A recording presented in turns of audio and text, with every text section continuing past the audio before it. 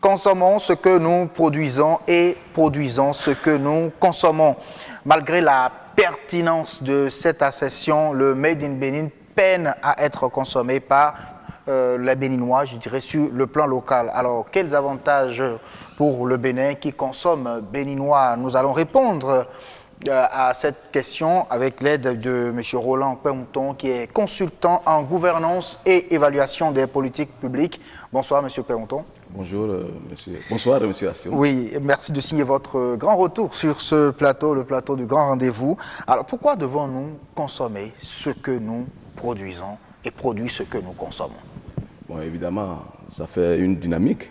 On peut l'appeler un mode de vie. Pour certains, c'est une idéologie, voire une philosophie. Vous savez, entre l'homme et la nature, il y a le langage culturel. Et l'une des composantes de la culture, c'est les facteurs, les matériaux qui vous servent pour la satisfaction de vos besoins. Évidemment, on ne naît pas au hasard dans un milieu. Et les milieux dans lesquels nous naissons sont dotés des ressources devant satisfaire nos besoins, nos 5 besoins fondamentaux a priori.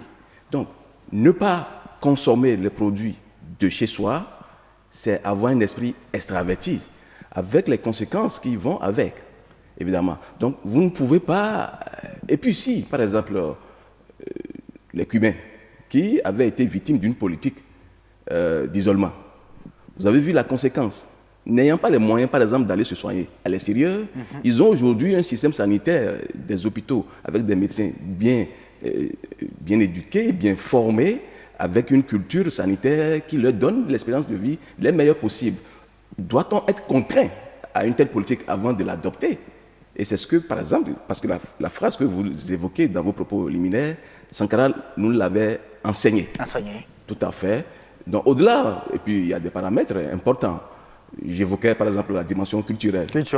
Nous devons nous retrouver dans ce que nous faisons pour ne pas être sujettes à des politiques qui viennent de l'extérieur avec les ambitions qui ne sont pas forcément les nôtres. Produire local, consommer local, c'est aussi des enjeux mondiaux à caractère sanitaire et aussi environnemental. Vous prenez par exemple la question du réchauffement climatique. Peut-être que je vais trop vite en besogne. Oui, allez-y. Vous voyez tant d'énergie que nous déployons sur la thématique de climate change, les changements climatiques. Mais nous ne sommes pas prêts à changer nos modes de consommation. Quand on produit local et on consomme local, vous voyez les facteurs de production qui sont minorés ou marginalisés. Le coût de transport, c'est important. Ça affecte. Vous voyez les émissions de gaz que les navires font pour transporter d'un point A vers un point B. Plus de 10 000 à 15 000 km ce que d'autres doivent manger. Vous ne prenez pas dans la question énergétique. La dépétition, la perte d'énergie, parce que nous la transportons depuis Akonsombo à ici, ça dénature. Mais quand il y a des vérités qu'on ne nous dit pas aussi, quand on transporte, par exemple, je prends simplement la pomme de terre ou la pomme fruit. En la transportant, il faut la conserver.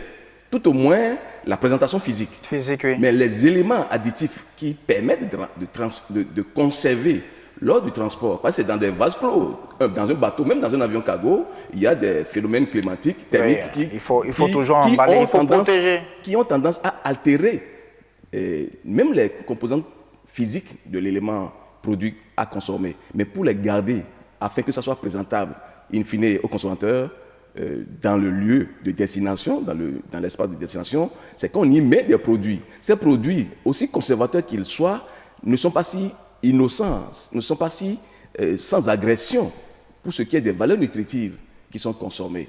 Et c'est pourquoi la question de l'emballage vaut. Est-ce qu'il faut se fier à un emballage beau, bien fait, et qui ne garantit pas que le contenu qui est porté par cet emballage soit aussi comestibles et digestes. Oui. C'est des problématiques qu'il faut aborder. Vous avez quand même abordé la question sur le plan culturel. Il faut qu'on se reconnaisse dans ce que nous consommons, que ce soit sur le plan de l'habillement ou de l'alimentation et tout le reste. Il faut qu'on... il y a quand même des produits qui sont de nos habitudes alimentaires, qui viennent de notre culture, mais qui ne sont pas du tout consommés sur le plan local ou qui peinent à être consommés vraiment comme cela se doit. On les importe plutôt parce qu'il y a d'autres pays également qui partagent ces mêmes cultures-là avec dans la logique de conquête des marchés. Qu'est-ce qui bloque le consommant local? Leur économie. Qu'est-ce qui bloque? Il y a plusieurs facteurs. Oui. On peut, selon l'angle de lecture, les regrouper en plusieurs catégories. Il y a les critères qui sont liés à l'individu lui-même. Il y a aussi les facteurs ou éléments limitants qui dépendent de l'environnement institutionnel, de la politique des gouvernants. Quand je prends l'individu, par exemple, il veut être rationnel, c'est-à-dire minimiser les charges et optimiser sa satisfaction. Donc son pouvoir d'achat le préoccupe. Évidemment, quand on produit local, on n'est pas dans une dynamique de grande échelle. Ce qui fait qu'on met beaucoup de facteurs de production pour un résultat modeste. Mais quand on fait une production à grande échelle, il y a une économie d'échelle. Donc la question de l'accessibilité financière à deux produits ayant comparativement les mêmes fonctions, je suis tenté vers ce qui est moins cher. Ça, c'est le réflexe du consommateur. Qui veut optimiser, ayant un comportement rationnel parce que c'est un agent économique. Il y a aussi le réflexe de qualité. Nous ne pouvons pas jurer que ce qui vient d'ailleurs a une meilleure garantie sanitaire, mais tout porte à le croire. Parce que d'abord, ça bénéficie d'une communication, d'une politique de communication, et a priori, il y a des dispositifs de contrôle. Déjà à l'embarquement, à la sortie du pays de provenance, chez nous, en principe, il doit y avoir. Mais quand on produit local, ça se base beaucoup plus sur le facteur confiance. Parce que d'abord, on connaît le producteur, puisque le consommation local, c'est produit local et consommer local. C'est que nous connaissons, entre le producteur et le consommateur, on se comprend, on se connaît. Mais quand on laisse le côté rationnel et le côté sécurité, il y a d'autres dimensions. L'esprit extraverti, comment on y est arrivé à cette extraversion, je ne l'évoquerai pas ici parce que c'est beaucoup de phénomènes. Beaucoup de phénomènes. Mais quand on prend maintenant l'environnement institutionnel, nous disons que nous avons un pays à économie essentiellement fiscale. Ça veut dire que nous avons des politiques qui attendent que nous importions. Au lieu de développer une production locale dans la tendance à exporter pour faire rentrer des devises, nous nous focalisons beaucoup plus sur les régies, douane, trésor, impôts, mais qui beaucoup plus se positionnent au niveau des cordons à l'entrée, douaniers et autres. Une telle économie, évidemment, asphyxie l'individu, le consommateur final. Et ça ne permet pas à ce que nous ayons un choix libre. Vous voyez, le choix libre serait, par exemple, que nous développions des techniques de production à grande échelle. Même si c'est la production locale, il y a bien des moyens pour fouetter l'économie locale. Et cela, votre question, ça pose la problématique de quel type d'économie nous voulons. Si nous comptons essentiellement sur la fiscalité, évidemment, on va libérer l'espace. Parce que le capitalisme passe par là, le libéralisme économique passe par là. Alors selon vous, nous sommes victimes d'une dépendance extérieure avec des balances économiques souvent déficitaires. Alors selon vous, pour amener donc le consommateur à consommer... Il y a les pouvoirs publics qui doivent orienter. Tasser peut-être, je ne parlerai pas de politique protectionniste, mais investir dans la production locale. Ça passe par un système éducatif, parce que le consommation local suppose que nous avons des artisans. Si vous prenez le tissu, il faut qu'il y ait des gens qui fassent la couture, les tisserands. Et vous avez au niveau des arts culinaires, des producteurs qui produisent, des transformateurs, et puis des dames et des hommes dans les hôtels qui accompagnent. Et peut-être même des emballages, et puis le décor de présentation. Et tout ça là, c'est le monde de l'artisanat. Et quand on pose la question aujourd'hui, les mécanismes pour structurer le secteur de l'artisanat.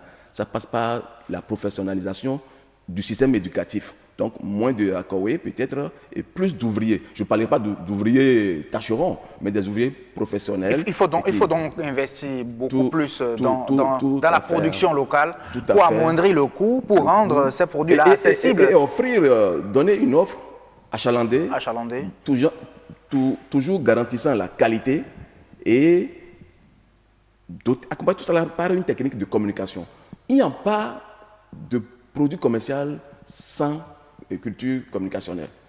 Et je ne parlais pas de marketing parce que ça a des côtés pervers. Mais il faut porter l'information. Vous voyez, il faut peut-être organiser des foires pour voir que juste à côté de vous, il y a un producteur qui fait du jus d'ananas. Ira par exemple. Bon, toutes mes excuses pour avoir évoqué ce nom. Mais est-ce a-t-on besoin forcément de rassemblements grand public pour le porter? On peut mettre... Et puis, vous le faites si bien aujourd'hui en nous invitant à débattre d'une telle thématique, d'une telle problématique. Oui. C'est à ces occasions qu'il faut le faire. Et dans nos milieux, les maires, par exemple, peuvent être sollicités pour développer les potentialités de leur localité en termes vestimentaires, en termes culinaires et bien d'autres. Même la main-d'œuvre. La main-d'œuvre est aussi un produit à rendre visible pour exporter. Figurez-vous qu'il y a des gens qui ont des véhicules de qualité qui sont obligés d'aller en week-end au Ghana pour les réparer parce que dans ce secteur d'artisanat, donc l'automobile, les garagistes, ils n'ont pas peut-être les bons matériels, les bons équipements pour diagnostiquer et appliquer la solution. Le Bénin gagne quoi en réalité à consommer béninois ou les béninois?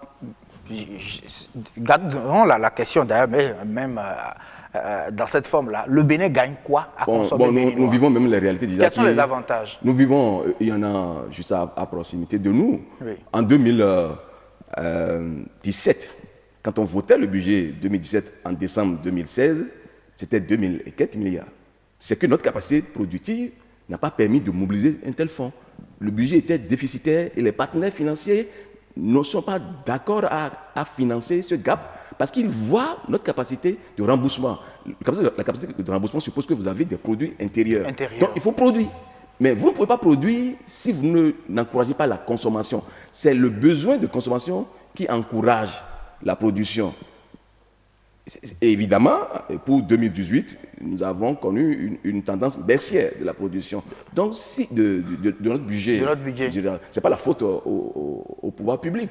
C'est ensemble, nous avons une faible capacité contributive, donc de production également. Ça, c'est un exemple terre à terre que j'explique, parce que c'est d'actualité. C'est d'actualité. Et puis, cette édition de votre émission l'a évoqué dans l'une des rubriques. Voilà. Donc, je le prends à mon compte pour illustrer mes propos. Voilà.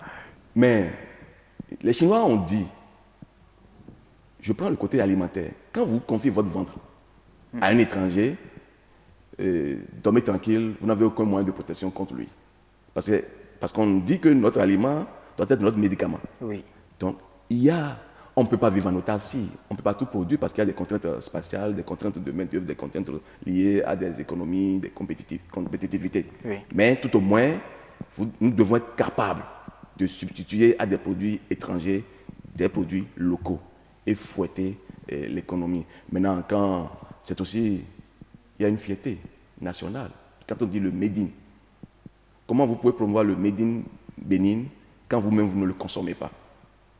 C'est comme le Kenya qui a un atout touristique élevé. Le gouvernement impose dans les hôtels, par exemple, les mets kenyans.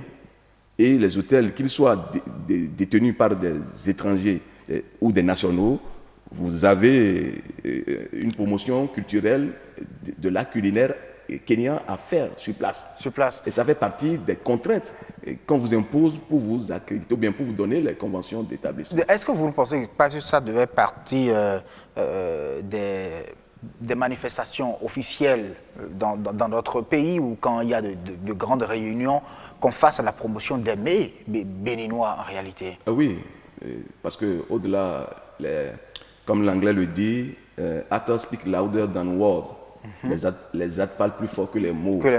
Donc, et puis la meilleure gouvernance ou la meilleure pédagogie, c'est l'exemple. Donc si vous voulez, en tant que pouvoir public, orienter votre gouvernance amenant les populations qui sont les administrés, les amener à avoir de telles tendances, de tels comportements, il faut le leur montrer aussi vous-même. Et ça va de soi. Et ne pas le faire, ce n'est pas être exemplaire. C'est pas exemplaire. Et l'absence d'exemple ne défie pas la légitimité des propos que vous tenez. Voilà. Vous voyez, imaginez qu'en voulant débattre de ce thème, je venais en costume. Le message ne passerait pas. C'est évident, quoi. Si jamais je m'étais trompé en venant ici en costume, j'ai compris pourquoi vous êtes Vous comprenez que j'aurais beau parler, mais personne ne m'écouterait parce que mes propos ne seraient pas légitimes. Légitime. Merci beaucoup à vous, monsieur Roland Okpemouton. Je sais que vous êtes habitué souvent à cravate, chemise, costume, mais j'ai été étonné. J'ai suivi les tendances voilà, de l'heure. J'ai compris. Merci à vous. Et merci. Passez une très belle soirée, toujours sur BB24. Merci d'être venu, de vous être rendu disponible pour ce sujet très, très intéressant. Cela il va en tout cas de l'avantage de notre économie, de développement de notre pays.